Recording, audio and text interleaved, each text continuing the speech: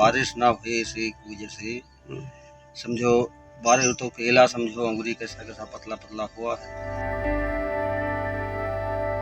जो हमें प्रॉफिट मिलना था वो लगभग आधे पर रह जाएगा।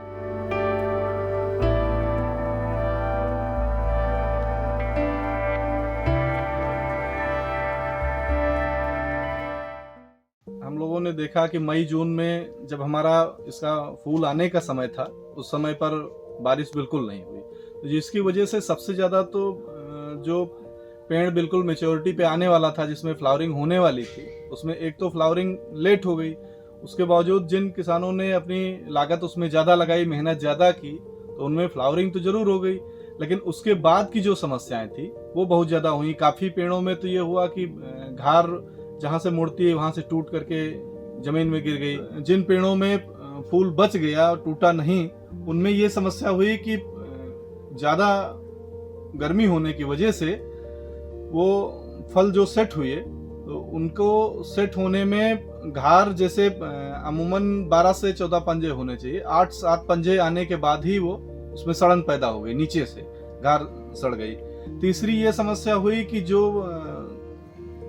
फूल निकला और घार उसमें बन गई, उसके बाद में पंजे का जो साइज होता था हम लोगों का अमूमन जो ऊपर का साइज होता था वो काफ़ी अच्छा होता था, लेकिन इसमें पंजे की भी समस्या हुई कि पंजे की लंबाई जो घार की छीमी की लंबाई थी वो लंबाई कम रह गई। साइज छोटा होने की वजह से बाहर डिमांड उसकी कम हुई, बाहर के व्यापारियों ने लेना कम किया, तो उसका रेट पर भी अंतर पड़ा।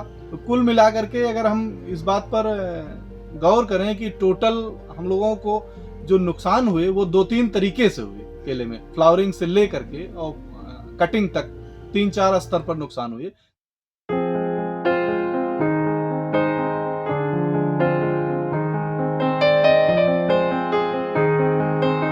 तराई क्षेत्र में केले की खेती से थोड़ी गनीमत है, लेकिन जो ऊंचे पे केले की खेती की जा रही है उसमें तो बहुत ज़्यादा नुकसान है, 40 से 50% का नुकसान है।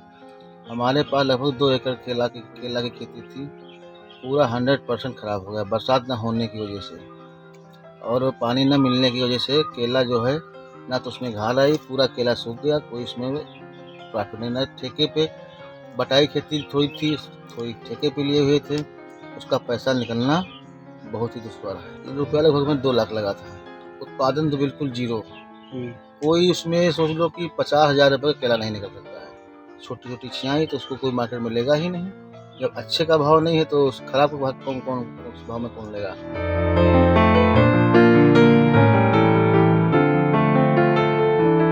अभी तक जैसे हम लोगों का 1 एकड़ में करीब 90 से 1 लाख रुपया लगभग खर्चा आता था। इस बार क्या हुआ कि वो खर्चा हमारा 1 लाख से बढ़ के 1.25 लाख तक पहुंच गया। तो 25% तो हमने पैसा उसमें लागत ज़्यादा लगाई अपनी तैयारी में, और उसके बावजूद 30 से 35% हमारा प्रोडक्शन और जो अन्य जो हमारी समस्याएं हुई वो सब मिला करके नुकसान हुआ। तो कहने का मतलब ये कि जो टोटल हमारा नुकसान हुआ वो लगभग हम जो हमें प्रॉफिट मिलना था वो लगभग आधे पर हम लोग। पहले जो हमारा उत्पादन होता था लगभग 2.5 से 3 लाख रुपए तक जाता था। इस बार लेकिन जो वर्तमान की परिस्थितियां हैं उसमें हमको लगता है कि 2 लाख के आसपास ही रह जाएगा।